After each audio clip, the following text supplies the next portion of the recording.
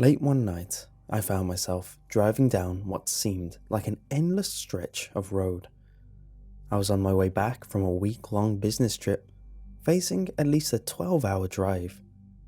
Having always been afraid of planes and heights in general, the monotonous trek was unavoidable.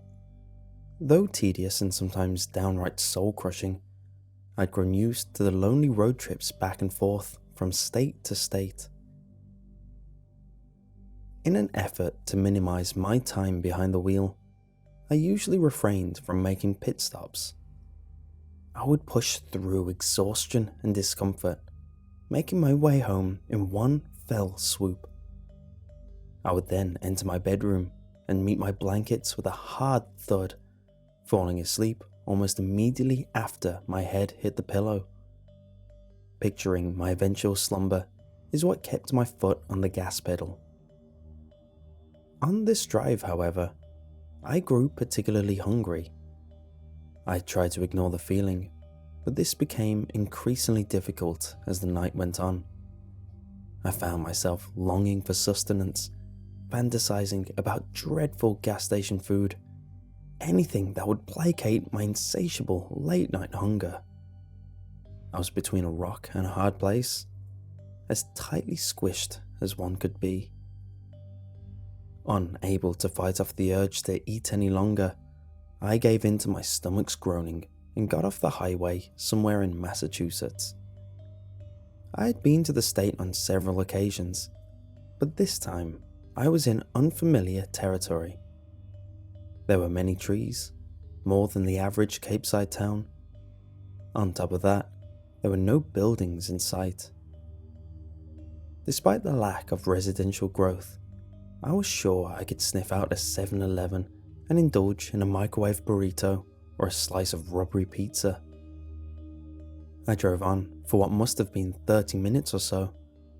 No gas stations, no fast food joints, no buildings of any kind. Just miles and miles of wooded area. Worst of all, I didn't even have a phone signal to pull up my GPS.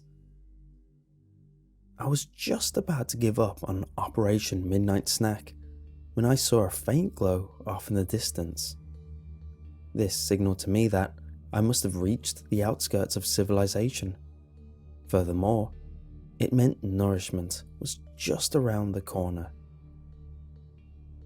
As I approached the glimmering light, I realized it was that of a large neon sign. Coming closer, I was able to make out what it said. Supernova Diner, followed by an even larger subheading, open 25 hours a day. I guess they really wanted to drive the "we never close" angle home, and in a cheeky manner no less. Cheekier and larger still, there was a big flashing arrow beneath the sign, pointing to the diner in question. Hungry as ever, I pulled in without hesitation. I jumped out of my car and rushed towards the entrance, but not before taking a quick look at the place. It was a beautiful, retro-themed silver boxcar diner.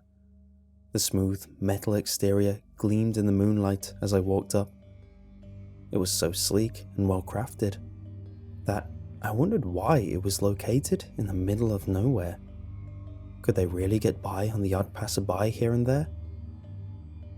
After admiring the diner's craftsmanship, I barged in, intent on satisfying my late-night case of the munchies.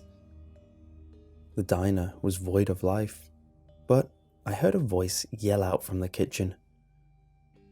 "Be right there." While I waited for service, I surveyed my surroundings. A gorgeous red checkerboard pattern painted the interior of the building, lined the perimeter with red booths and tables so immaculate they looked as though they'd never been touched by human hands. To top it all off, there was a row of similarly red, identical cushioned bar stools at the counter. The diner definitely had a classic 50s vibe to it, but it was too crisp and clean to feel truly authentic. After a few minutes of waiting, A middle-aged man came out of the kitchen, drying his hands with a dish rag. "Hello there. Welcome to the Supernova Diner. My name is Hank, and I'll be your server tonight. How can I help you?" Hank wore a retro soda jerk cap and a comically large bow tie, a spotless white apron, and a smile almost too wide for his face. He pointed up at the large menu on the wall behind him, where I noticed quirky food items like the Milky Way shake, galaxy sliders, and planet fries. "Yeah, I'll have whatever the special is." I didn't feel like asking him to translate the menu for me. Plus, I didn't really care what I was eating, as long as my stomach stopped growling. "The Nebula Express, coming right up." Hank shot me another awkwardly wide smile. To escape his eager glare, I pulled out my phone and looked at the screen. Still no signal, but I noticed that it was just approaching midnight. I groaned a bit, knowing that my detour has cost me a swift return home. Still, I knew I couldn't ignore my biological needs any longer. I would have ended up stopping at some point anyway. I put my phone in my pocket and looked back up at the counter. Hank was still there, smiling away. Shouldn't you be getting my order?" He didn't react to my query. Instead, he remained silent and motionless. "Okay then, I'm gonna leave now. Bye." Just as I turned around to head for the door, Hank spoke up. "I wouldn't do that if I were you." "Why's that?" I asked. "Well, it'll be a waste of time." I turned back and glared at him. "What are you talking about? Are you gonna get my food or not?" He laughed at me. "You can't leave now. The fun is just about to begin.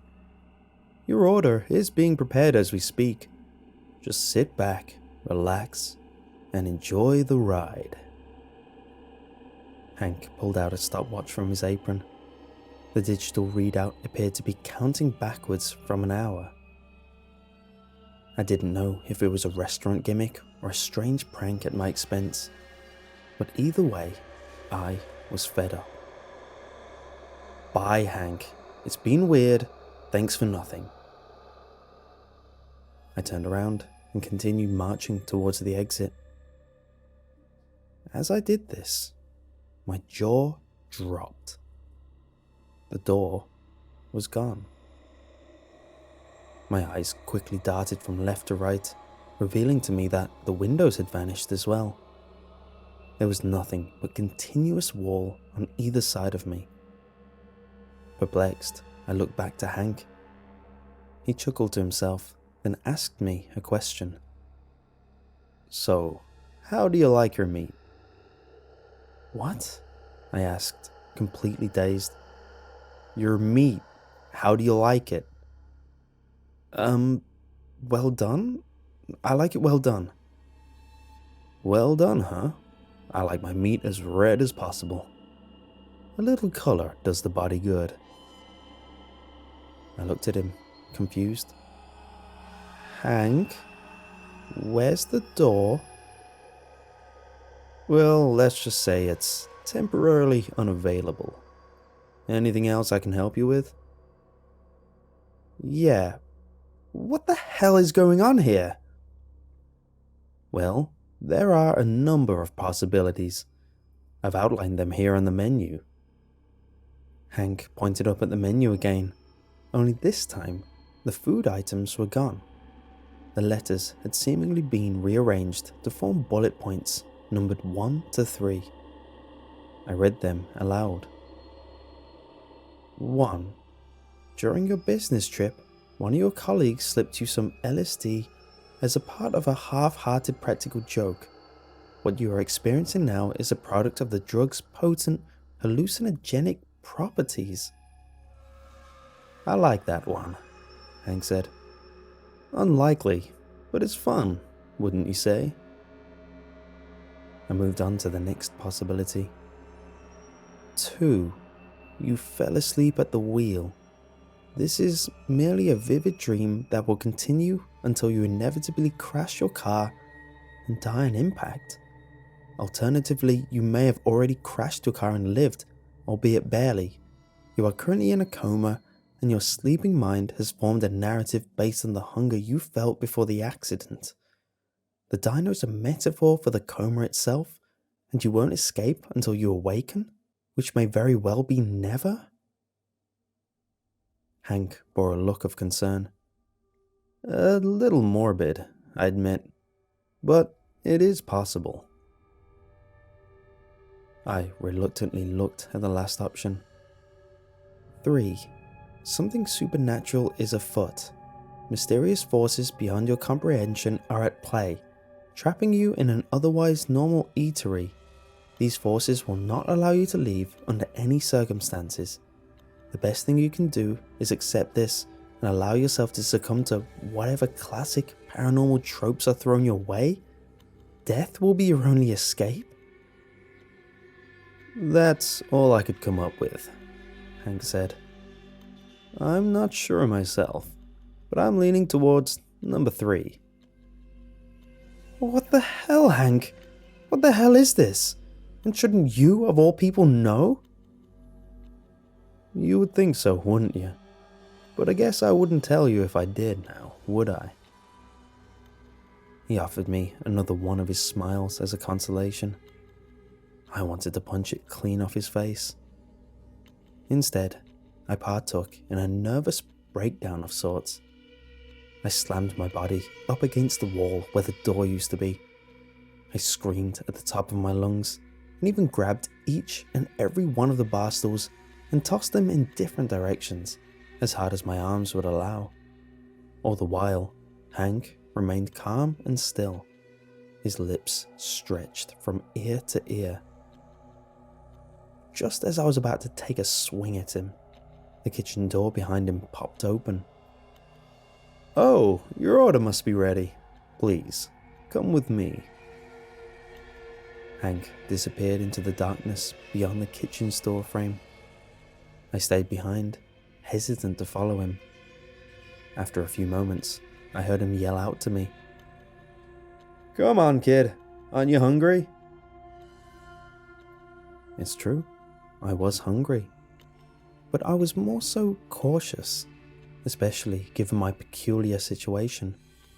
Because of this, I sat down in one of the booths and waited. I didn't know what I was waiting for exactly, but it was all I could bring myself to do at that very moment. It wasn't long before I heard Hank's voice again. You can't wait out there forever, kid.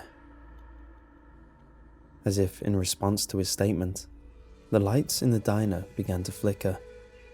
Then, one by one, they went out, spreading darkness from booth to booth. Eventually, I was left with just one bulb above me, wavering in and out of life. It provided me with just enough light to make my way to the kitchen, and Hank knew it. I had two options: go to the dark kitchen, or let the bulb go out and sit in the dark diner. Neither option was ideal, but deep down, I knew only one had the potential to lead me to answers, no matter which one of the far-fetched scenarios on the menu was true. As such, I gave into the narrative that was unfolding around me.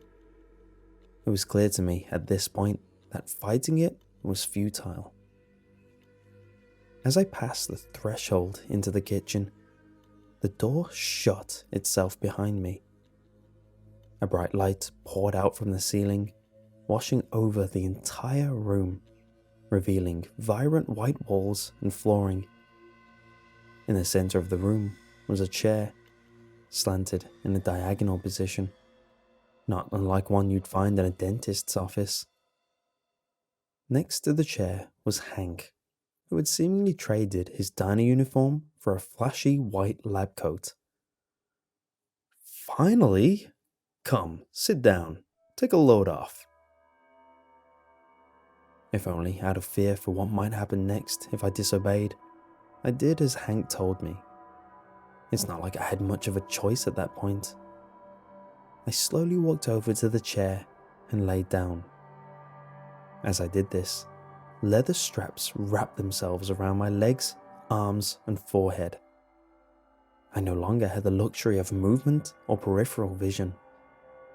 Hank walked around to the front of the chair and pulled out his stopwatch.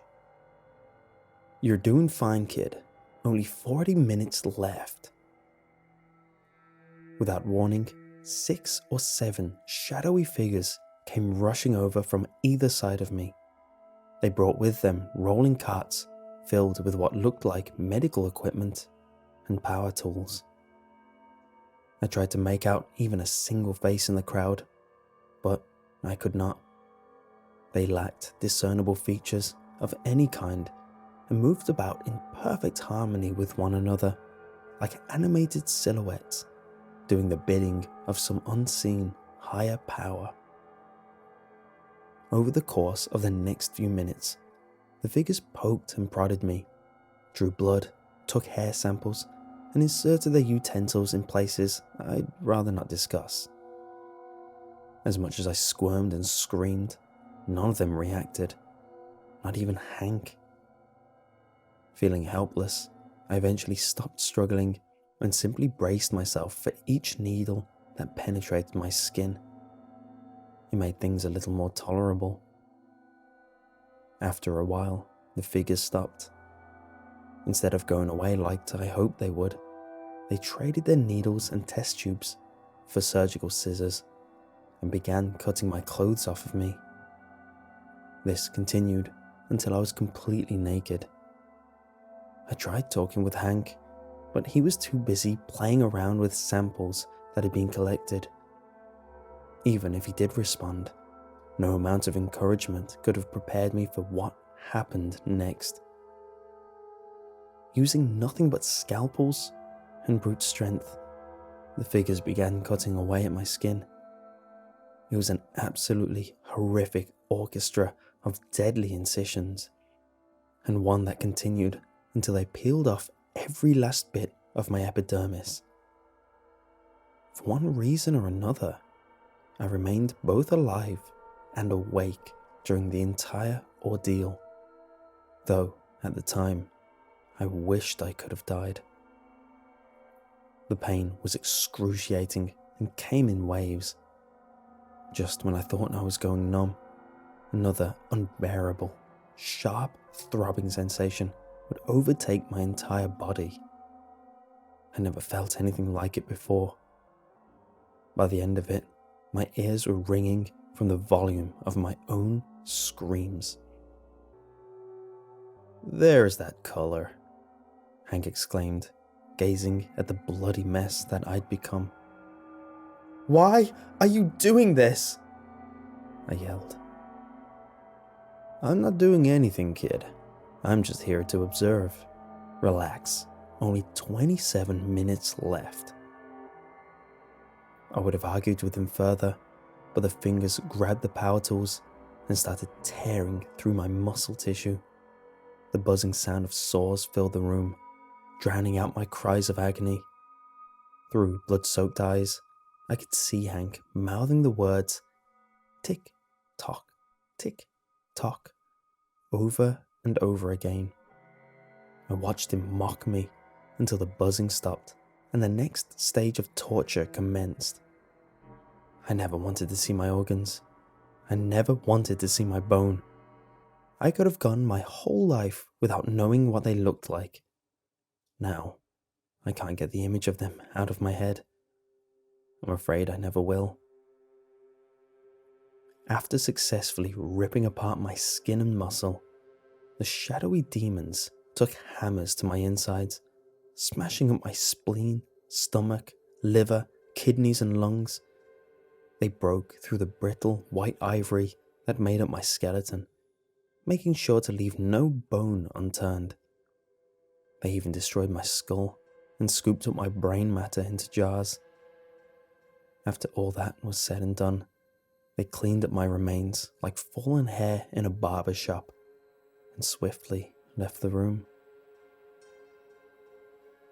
But how did I live? I'm not entirely sure. They stripped away every physical aspect of my being, but I was still there. A sort of bubble of floating consciousness. I could still see and hear, but I was without a material body. As jarring as that may sound, I was just happy to no longer be in pain. I didn't realize it, but Hank was still in the room.